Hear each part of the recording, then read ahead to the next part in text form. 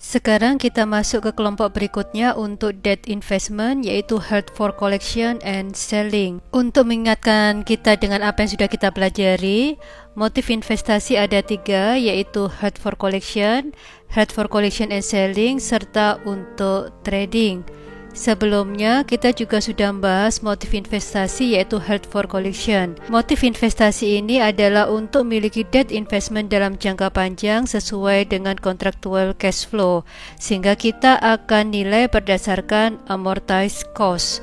Seperti yang sudah kita bahas di topik held for collection, investor berniat memiliki investasi sampai jatuh tempo, tapi tidak menutup kemungkinan bahwa investor tersebut menjual investasinya.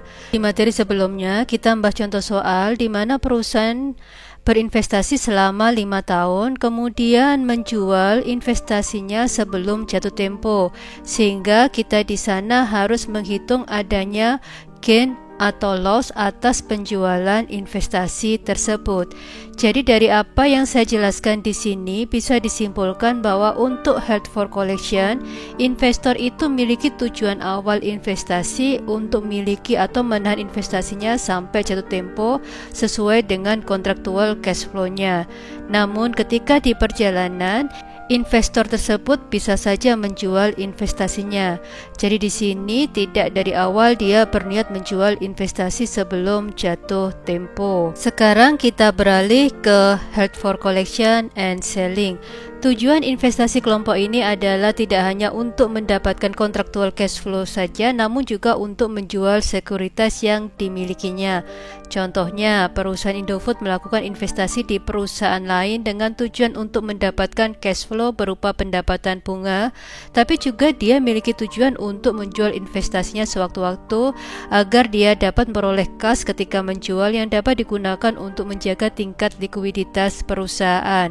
Untuk perusahaan yang memiliki motif seperti ini disebut held for collection and selling, sehingga perusahaan harus menilai debt investmentnya sebesar fair value. Jadi debt investment akan kita laporkan di laporan posisi keuangan sebesar fair value karena perusahaan dapat melakukan penjualan terkait dengan debt investmentnya. Penerapan fair value ini juga akan pengaruhi laporan keuangan lainnya, di mana ketika terdapat perbedaan antara fair value dengan nilai bukunya, maka nanti akan diakui di other comprehensive income atau OCI dan bukan dilaporkan sebagai bagian dari pendapatan dan beban lain-lain di laporan laba rugi. Hal ini dilakukan karena untuk menghindari penyampaian informasi yang bersifat volatilitas, karena transaksi yang berhubungan dengan pembelian dan penjualan instrumen keuangan dengan berbasis fair value rentan terhadap perubahan nilai atau harga. Jika dimasukkan dalam laporan laba rugi di kelompok pendapatan dan beban lain-lain, maka itu nanti akan mencampurkan informasi kinerja perusahaan sesungguhnya dengan kinerja yang berhubungan dengan penyesuaian yang terkait dengan fair value. Contohnya, kinerja sesungguhnya adalah kinerja perusahaan untuk menghasilkan penjualan dari penjualan barang dagangan.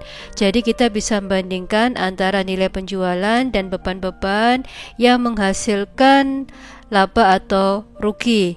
Bahkan penjualan investasi kita juga bisa dilaporkan sebagai pendapatan dan beban lain-lain karena itu merupakan kinerja perusahaan dalam aspek investasi. Namun tidak untuk dampak dari penerapan fair value yang akan berisiko jika dimasukkan dalam pendapatan dan beban lain-lain. Karena itu nanti akan menyesatkan stakeholder dalam hal pengambilan keputusan. Oleh sebab itu, maka ketika ada gain atau loss dari dampak fair value, maka kita akan melaporkan di other comprehensive income atau OCI. Nantinya terserah stakeholder ketika mengambil keputusan apakah pengambilan keputusan berdasarkan laba sebelum OCI atau setelah OCI. Yang jelas perusahaan sudah menyediakan informasi lengkap di laporan keuangan di mana terdapat laba rugi sebelum OCI dan laba rugi setelah OCI atau yang disebut sebagai laba atau rugi komprehensif. Kemudian jika kita lihat di slide ini, OCI dilaporkan di Separate Component Income of Equity. Tentunya kita sudah paham maksud di sini karena di mata kuliah sebelumnya kita sudah pelajari bentuk laporan laba rugi komprehensif dan laporan perubahan ekuitas. Di mana jika kita bicara soal laporan laba rugi komprehensif, ada komponen OCI di laporan laba rugi komprehensif. Maka OCI itu akan masuk ke dalam laporan perubahan ekuitas yang menghasilkan accumulated OCI.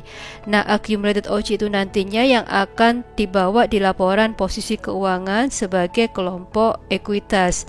Bagi mahasiswa yang merasa lupa materi ini, tolong dipelajari materi laporan keuangan di AKM 1 dan AKM 2. Slide ini menunjukkan perlakuan akuntansi untuk debt investment, held for collection, and selling, yang pada dasarnya perlakuan akuntansinya sama dengan perlakuan akuntansi untuk debt investment yang sudah kita pelajari di held for collection. Jadi kita tetap mengakui sebesar amortized cost selama masa investasi atau sampai jatuh tempo investasi kita. Perbedaannya adalah pada akhir periode kita nanti akan membandingkan nilai buku berdasarkan amortized cost dengan fair value-nya. Jika sebelumnya di held for collection kan kita menghitung berdasarkan atau melaporkan berdasarkan amortized cost, jadi yang kita laporkan ya sebesar amortized cost. Nah, untuk held for collection di sini kita sudah menghasilkan nilai buku akhir periode berdasarkan amortized cost, namun kemudian kita harus membandingkan dengan fair value.